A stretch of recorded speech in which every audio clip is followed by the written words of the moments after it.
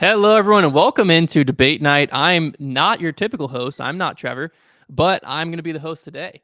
Trevor's not able to be here, so, I'm going to try my best to fill his shoes. I've got quite the talented cast with me, if you call it that. So I'm pretty stoked for this lineup of questions, and I'm excited to see how everyone tax it. But in the top left, we got Mr. Brodie Smith. Thanks for having me on your show. Anytime, man, anytime.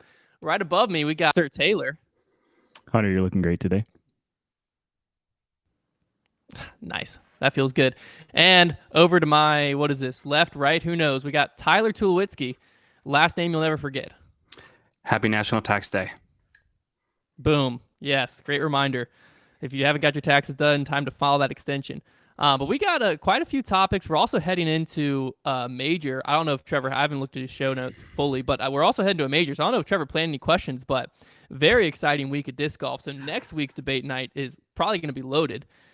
Should be a great time. But last week we had a silver event go down in Marion, North Carolina at North Cove over on the Gorge, which was a rather intense course. And it led to some possible exciting finishes that ended up being somewhat controversial.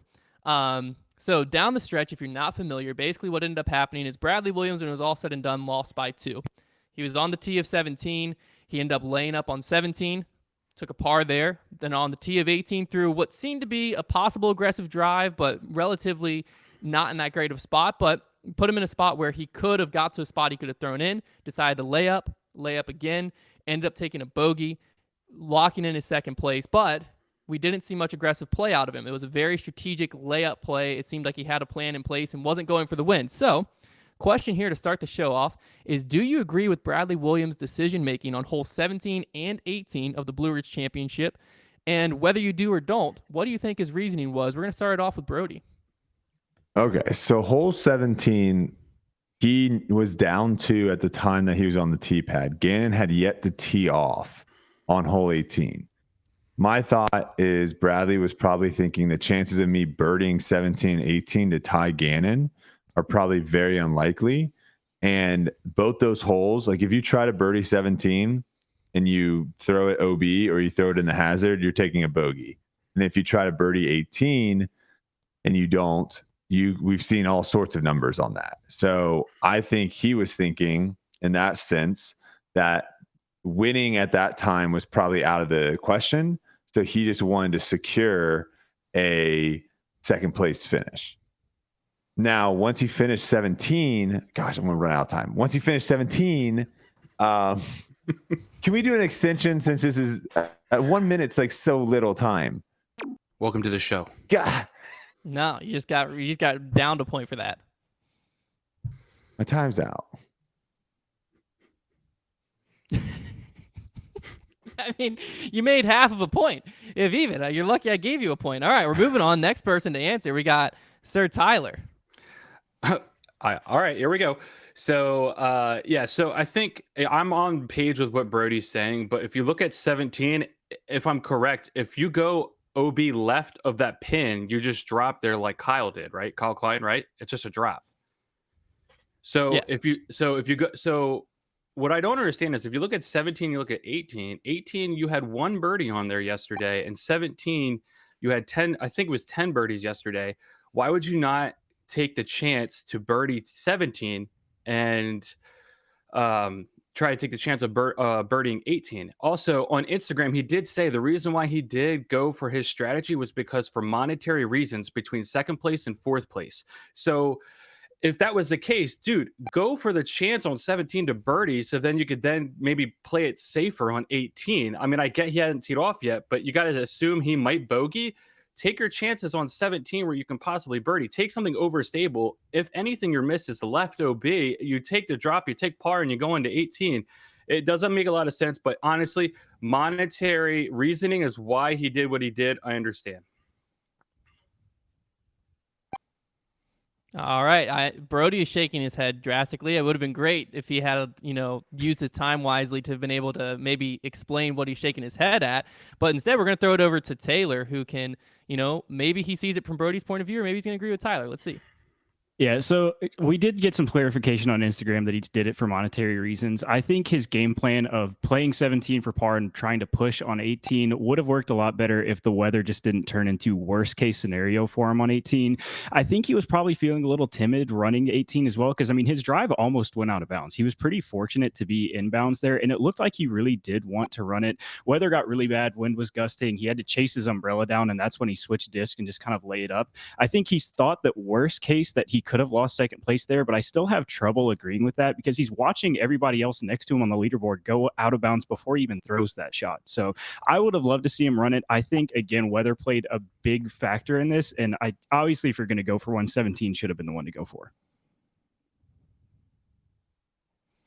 All right, here's what we're going to do. We're going to give Brodie a chance because it seems like Brodie disagrees with both of you. So I'm going to throw Brodie and Tyler into a duel here to let them kind of duke it out. It seems like they're on both sides of the argument, pretty passionate. So Brodie and Tyler are going to be thrown into a duel, and that way we can at least hear Brodie's argument. But Tyler can obviously plead the case that, biasly I agree with. So let's hear it. Brodie versus Tyler. Brodie, you start us off.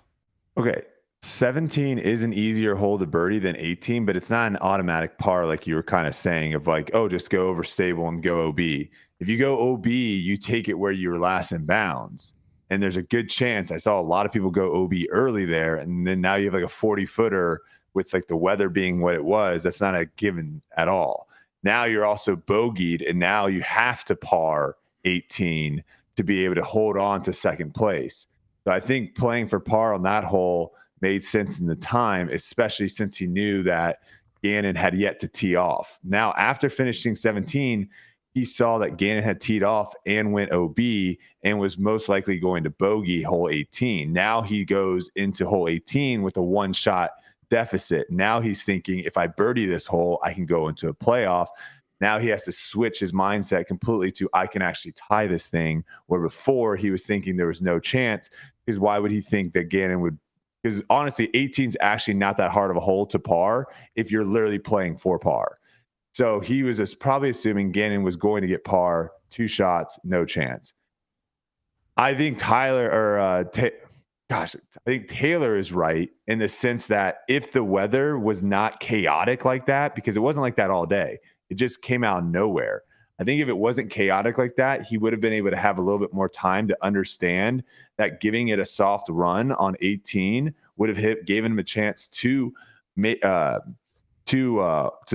But also, even if you give a soft run and let's say you go out of bounds, worst case scenario, he literally can chip up par or putt in and take double. He drops down to now tied for second, and instead of going from second to fourth, he just goes from solo second to tie for second, which is the difference of a couple $100 versus a chance of winning a couple $1,000 more. So I just think the weather did have a play in it. He's normally a very logical, methodical player, and I don't think he was able to kind of run through that because of the weather. Okay, my turn. Yeah. Okay. So my big thing is this. If you have to, you're 2 shots behind, let's just say, bogey's at worst. So you got to make up a stroke. And you're looking at it, you have the seventh hardest hole and the first hardest hole. Which hole are you going to go for birdie on? Which one are you going to risk? Well, you have to remember too that he had people behind him that could pass him if they birdie and he bogeys. Right, but if we're talking about like if he goes for that hole and bogeys and Calvin doesn't turn over his eagle and birdies it, now all of a sudden he's going into the final hole in 3rd place, potentially in 4th place. Like do you see what I'm saying? Like yeah, I know I do. In his situation, it could get real dicey real fast for him. Right, but if we're talking about his scenario for what his goal was, which was 2nd place and not losing money, it looks like what he did was worked out for him. But if we're talking about winning the tournament, you have to try to birdie 17, because 18, you just know it's not going to happen, or it's going to be very unlikely for it to happen. And I understand that putt isn't the easiest, but I did see multiple players go out of bounds and then still hit that putt. It is a 40-foot putt. I get that. Kyle hit that Well, putt. It's a 40-foot putt if you go out of bounds at 40 feet. I know. I get that. It's a 50-foot putt if you go out of bounds at 50 feet. It's a 65-foot putt if you turn it over like Calvin did, and now you're in the hazard. Positioning yourself to win that tournament, you had to birdie 17. I don't think it was the right play, but for him, it worked out because he got his money and that's what he wanted. But that's disappointing for disc golf in general. I guess the next question will kind of be what I want to talk about next. So I'll say. For the sake of conversation, All real right, quick. I think that was a solid. Yeah, go for it. Oh, I just want to say, here, like, Taylor, get in here. No, I just want to say, like, you guys, I think it would have played out very differently. Like, if you look at body language, I think everybody just kind of wanted to get out of there. If the world championship is at the Gorge, like right now, and this is the case, I think that everything plays out much, much differently. I mean, like, it's pouring rain, it's cold. I think mentally, if it's Worlds instead, you're stealing yourself, you're figuring it out. Otherwise, he's like, I'm going to get second, I'm going to get my money, and I'm getting off the course. One quick side comment. Calvin was smiling and chuckling after Bradley threw his drive on 17. I don't know if it was because Zach Melton said something funny to him or if he was laughing at Bradley for what his choice was. I think what it comes down to is we're all looking at it as the three of us who would probably agree that he should have been more aggressive, or looking at it as someone's trying to win. And I think Bradley Williams was looking at it as, I'm okay with second place. I need to make sure I don't lose second place. And that's what it comes down to. I think he should have ran it on 18. He should have ran it on 18. That's the only mistake he made. But he would have gotten less money if he went out of bounds. Right? Just a couple $100. Yeah. But to him, he said he'd have to go out of bounds twice.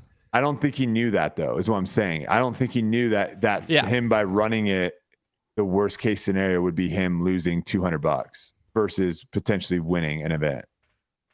Also, can I say one thing? Can I say one last thing? One last thing. This show doesn't need structure. No.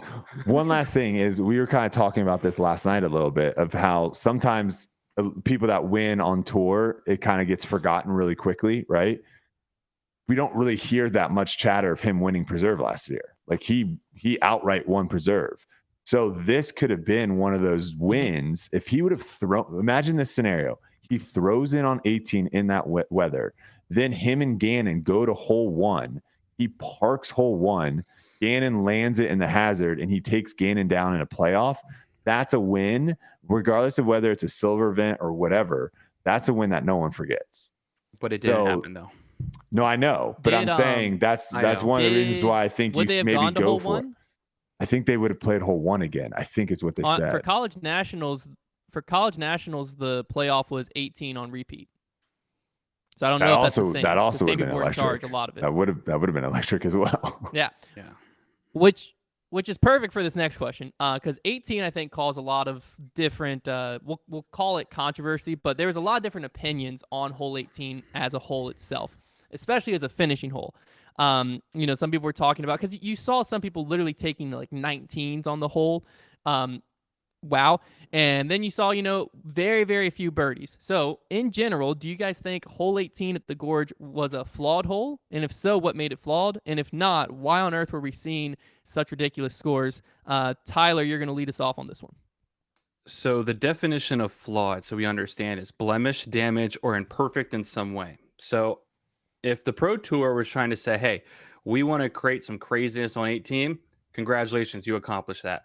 But if you wanted to create a hole where there was a high risk, high reward, where it would be benefit if you went for the birdie and then you got it. But then if you missed the shot, you turned out to have, a 10, 12, 15. I don't think you're going to accomplish much. Like, you don't want it to be an absolute blow up hole to finish. Like, can you imagine if Bradley had like a 2-stroke lead and all of a sudden he took a 15 on that hole instead of taking a bogey or whatever the case may be? It would be insane. So I think it's all about, what does the Pro Tour want? If they wanted something that was exciting and interesting, they've had a couple interesting 18 holes that they've created these last couple of weeks that we watched.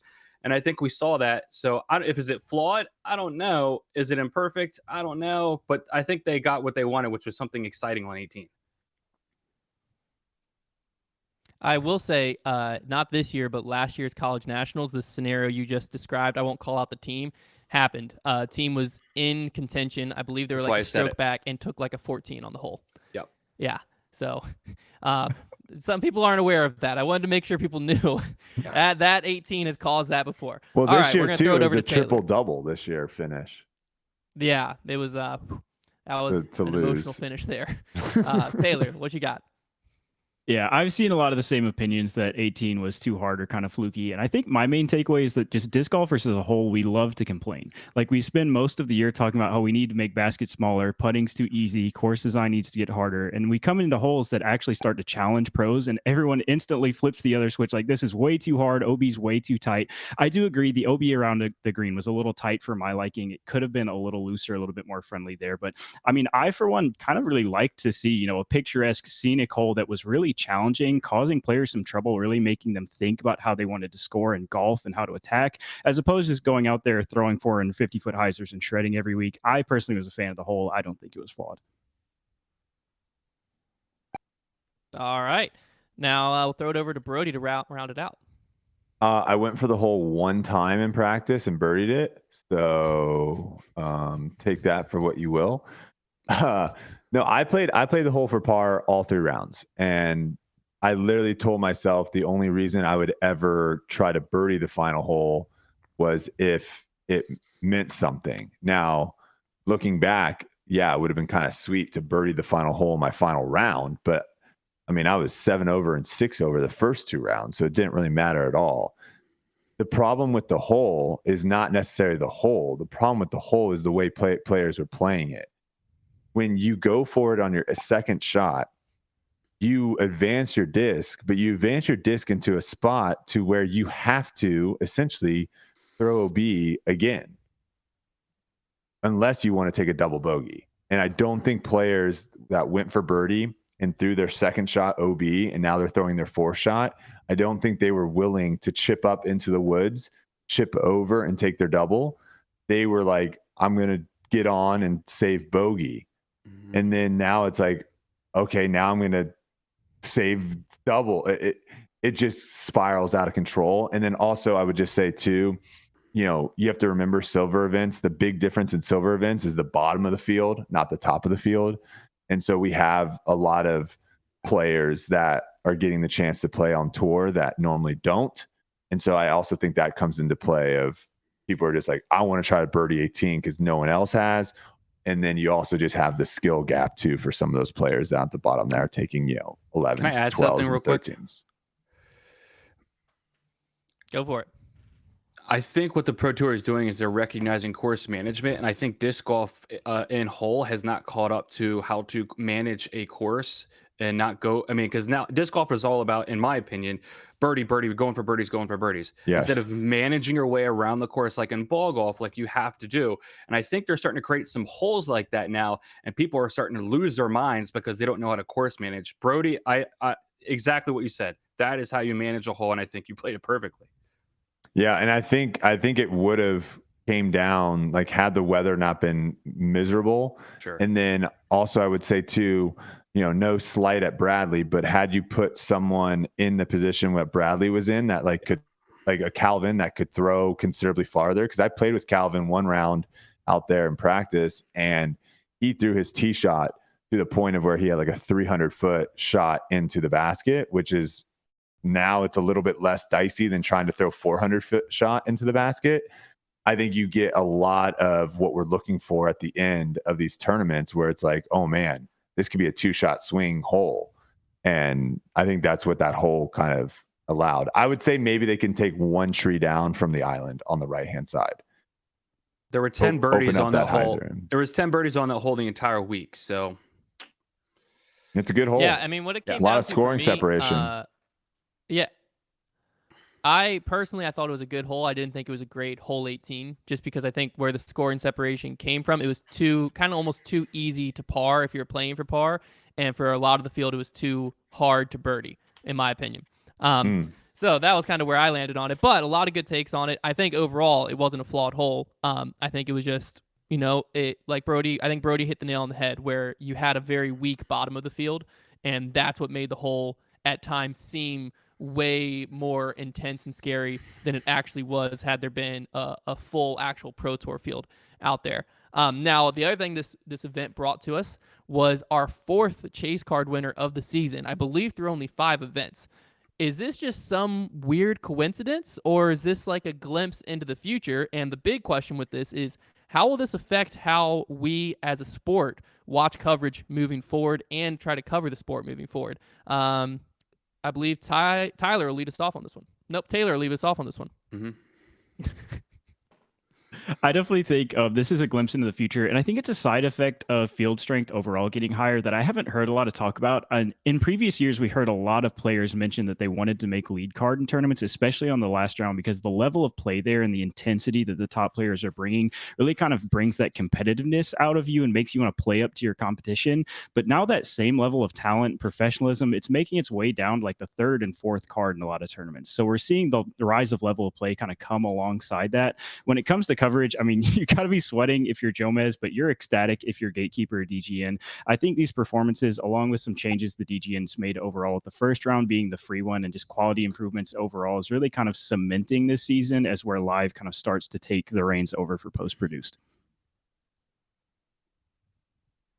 Yeah, definitely seems to go in the favor of live coverage, but it's definitely going to be interesting because there's still a lot of people holding on to that post-produced, and I'm curious how they're feeling about this season so far. Brodie, what's your take on it? Yeah, you know where we're not seeing this happen? FPO. Right? Like, it's not happening over there. And why is that? Well, it's because, we've kind of talked about how FPO, as far as like the strength of their field and stuff, is, 5 years, 10 years, something like that, back from where the MPO is, right? We're slowly seeing them kind of catch up to where the MPO side is. And right now on the MPO side, you have so many people that can win. You have so many people that are close enough to the leaders now where people aren't really running away with tournaments like they used to in the past. And then the other thing I would say too is this, we're starting to see with courses as well that you can't hide. You can't just hold on to your lead and play a course and be like, all right, well, I'm just going to birdie 12 holes and play the 2 or 3 hard holes safe and then see if someone can, try to catch me. You can't do that out here. Like, especially the course we just played, you cannot do that. And so I think we're starting to see how when you have a stronger field and when you have courses that require you to throw shots over and over and over again, the pressure mounts, anything can happen. And I would just say with coverage, hopefully the sport continues to grow and we continue to get more cameras out there, because at this point, that's the only way of really last thing I'll say, I was going in between the RBC Heritage and Disc Golf Network. I was watching both of those happening at the same time. It is shocking how little shots we see in disc golf compared to golf. It is, in golf, they complain too all the time about we don't see enough shots, commercials. My goodness. I mean, they are showing 5 times as many shots as we're seeing in disc golf. So imagine if we were able to kind of catch up a little bit, coverage would be so incredible. Because right now I feel like what do you guys think? Like 15% of the time we're seeing shots, and then like 85% of the time we're seeing them play like tic-tac-toe in the dirt. Right? I don't know if we'd go that far. But you think more than 15% of the time we're seeing shots? Well, we're seeing the first 3 groups, but we're not seeing anyone else. Yeah, I know, but I think a lot. It's I think I'm just cameras, I think currently. I'm seeing like a lot of drone shots. I'm seeing like a lot of leaderboards. I'm seeing a lot. I don't know if you next time you watch it, just like have a stopwatch and like literally go, okay, someone's about to throw, stopwatch, someone threw, boom, and then like see the times that we're just like, oh, we're just gonna walk down the fairway of one with them, and then I don't know. It's tough because they don't have enough cameras, but I'll throw it over to Tyler to wrap it up. One thing I got to say about FPO, Queen Kristen Tatar. That's it. Yeah. That's why there's no chase card winners. Unless she's on it, but she's usually not or 5, 6, 7, or 8. So I want to give a shout out to my brother for having a hot take beginning of the year to saying we'd have at least 4 chase card winners this year. We've already gotten there. So shout out to him real quick. I just want to say that this is definitely something that we're going to be seeing in the future. I think that the Disc Golf Network has won this season because of this. I think Jomez is sweating right now. I've talked to a couple of friends that like to wait it out for Jomez, and when I'm reading the text, like, don't spoil it, I'm laughing because I'm thinking you're going to spend an hour and a half of your life wasted when you figure out no one wins from the lead card. League card. Oh. So they then will text me afterwards and be like, that was terrible. Now I got to go watch Gatekeeper. And I'm like, yeah.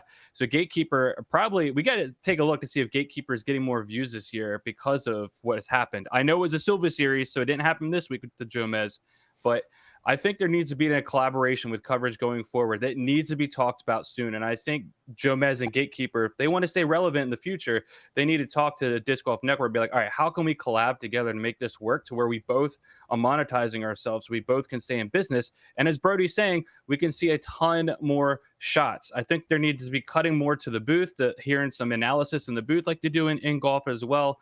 And then they can cut back to the scene. But yeah, I think this is a thing for the future to come. The depth has gotten way too deep in the field. So we're going to see a lot more chase cards winner this year, I think. What if Disc Golf Network just owned everything? They could. Why not? That could be something in the future. A quick points update. Quick points update before we head into the final question before the rapid fire round. We've got Brodie sitting at 3. He has been docked 3 points for time. We got Tyler sitting at 5, and then we got Taylor sitting at 6. Brodie, just for note, you're about 2 minutes and 10 seconds on that last topic.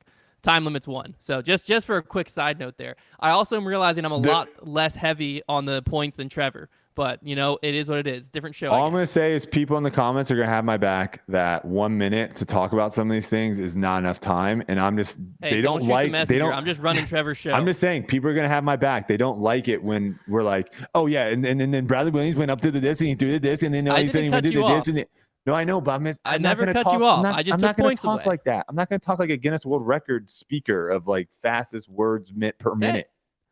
I'm not going to do it. You're welcome. You're welcome to take points. 5 minutes. You'll just Freaking probably go into dock my negative points.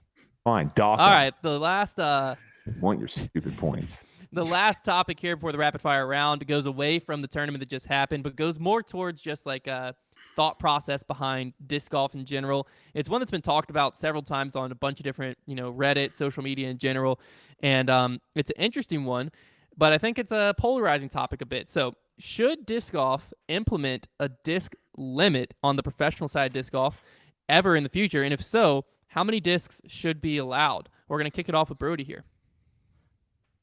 I would definitely say that this would increase the difficulty for some players. Others, I don't think it would impact them as much at all.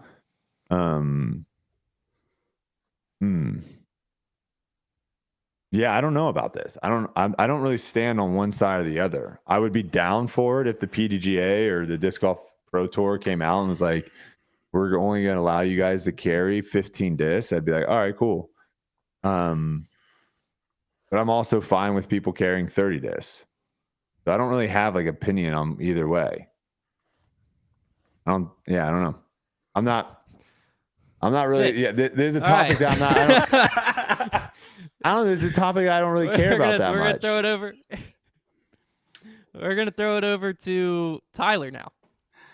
All right, so I'm going to say, yes, we should go to a disc golf limit. Part of what Brodie said in the beginning to make it more difficult. But in ball golf, you have a 14 club limit in your bag. So in disc golf, let's make it 15. So you get to carry 2 putters, which you don't do in ball golf. You could carry 2 putters and the rest of your bag. I think that would elevate the level of play, actually, because what it does is it makes, we heard in Brodie's podcast with Ken Climo, was that the discs nowadays are more overstable, which means you don't see the finesse shots as much. And I think if you limit the amount of disc, people got to get more creative with disc.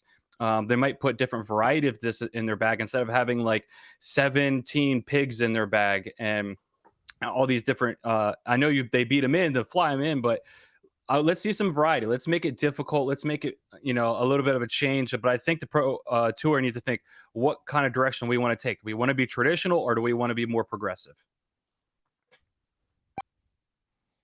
All right, some good points made there. Let's throw it over to Taylor to wrap it up. I just want to quickly start off with shout out to Brodie for going to the comments will save me. I'm here for the content, not the points. And then on the last topic, hitting us with the big, I got no opinion. But that's on Trevor, man. That was the lamest topic to finish this off. Hey guys, do you think we should not let pink disc allowed? Should we not have pink disc? We still got to discuss it. I don't care. That's a lame topic. Should we make one up? Minus points.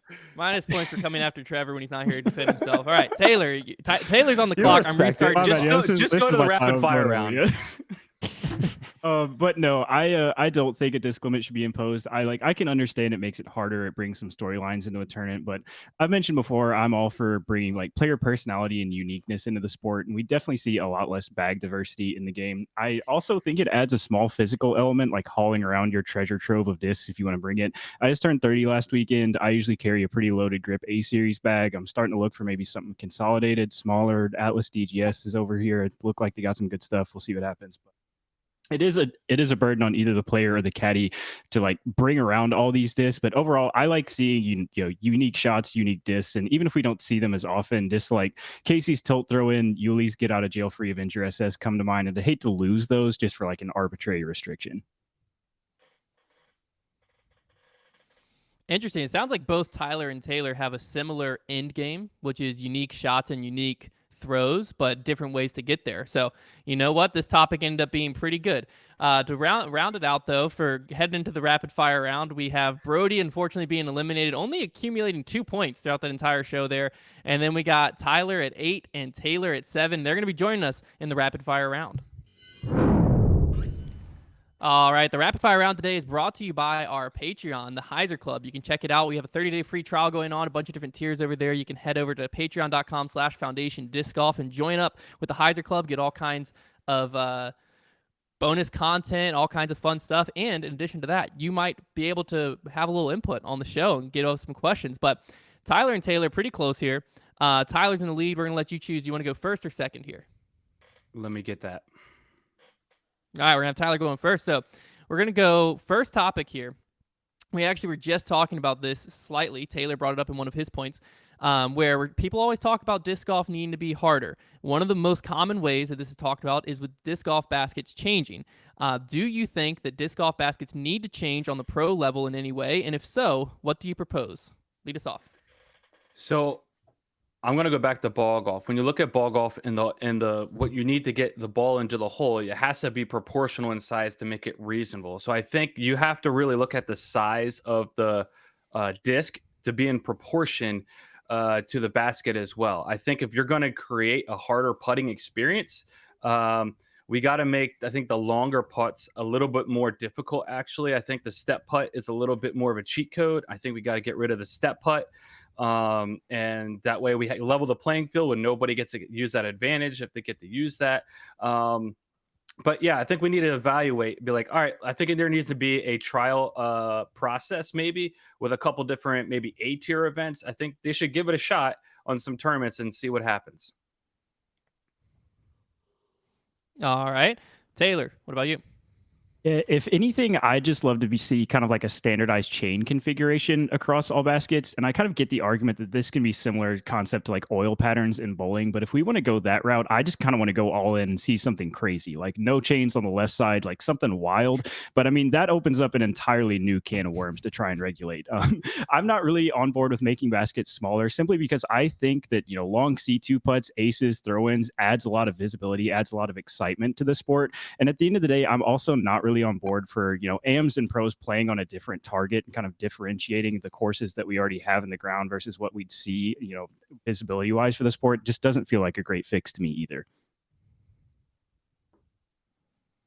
I've never really thought about standardizing the chain configuration. That is a great point that I've never even considered. But after the first rapid fire question, we have Tyler and Taylor all tied up at 9 points each. Taylor's going to be leading us off for the second question, which we go into. We've seen recently a kind of uptick. We've seen some nice caddy bibs implemented on the Pro Tour to kind of stand out who's allowed in the ropes, who's not allowed in the ropes. But with that, what seems to be happening is a lot of times the players' significant others, friends, whoever is being given the caddy bib and not carrying the bag. So question here is, should Pro Tour caddy rules continue to get stricter by not only requiring them to wear the vest, but also require them to carry the bag? Or do we kind of leave it as it is and, it was just a step in the right direction and we just let it grow that way? Taylor, lead us off. Yeah, for one, I'm not in favor of any change that'll make it more likely for a Caddygate 2.0 situation. We are coming up on the anniversary here at Champions Cup. Just want to make sure everybody remembers that happened. We really I don't think we've seen disc golf naturally progress to where it'll end up as it gets a little bit more professional, more money comes in. I mean, currently caddies are really just like an emotional support tool more than anything else, just to make the players feel a bit more comfortable out there. But I think we've got a lot more growing to do as a sport kind of naturally and let that position progress before we start kind of adding more additional rules and additional restrictions on top of it. All right. What about you, Tyler? So I think, again, this goes about what I said a couple minutes ago about the Pro Tour needs to figure out what kind of direction do they want to go. If they're going to make it more really professional and really well done, I think you absolutely got to put a rule in place that says your caddy needs to do so and so and dress so and so. And I think the people who put their significant other walking with them, I mean, it just doesn't look professional. I know it's traditional for people, and disc golf is quote unquote laid back, but I think we go ahead and make the push forward. Let's put people on the bag that look professional, that help out. I think it just looks good in general aesthetically. When you see the player and the caddy talk about their shots and hear it about it, that's the greatest thing about Jordan Spieth and his caddy, is that you get to hear their conversations they're having. If we're going to normalize that in disc golf, we need to create an environment that allows your caddy, or that is making your caddy more professional, to have those type of environments. Yeah, it's definitely an interesting almost transition period, I think, right now for disc golf, where we're headed towards that professional level, and we're trying to decide kind of where are we going to go, where are we going to end up, and as they navigate, I think it's definitely an interesting thing to keep an eye on. But when we were talking about this on Grip Lock, where we landed is there's a lot bigger fish to fry before we worry about who's wearing the caddy bib inside the ropes. So Sure. To wrap it all out, we're headed into the first major of the year this weekend, kind of wrapping up really over the first quarter of the season. It's been a little more than the quarter of the season, but we'll call it the first quarter of the season's wrapping up. Storylines are starting to develop, and I think that there's two storylines we want to focus on here and get your opinions on. So we're going to start off with Tyler. Which MPO or FPO player, I thought I was going to say and, so that's why I said two. Only one storyline needs to be focused on. Which MPO or FPO player has the most pressure on them to turn their season around after a slow start heading into the major and the rest of the season? Tyler. I think you can go many different directions here, but it has to be Ricky Wysocki. And the reason for that is because he's barely playing, so we don't really know what he can and can't do. We haven't really seen him on coverage either. That's the weird part. So we can't make an assumption like, oh, Ricky, this part of Ricky's game isn't good. The last time he won a major was 2017. That's nearly 6 years ago.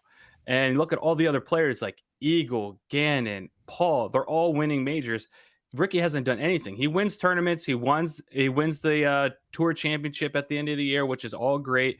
But there's a lot of pressure because he hasn't podiumed. He hasn't played well. He DNF'd.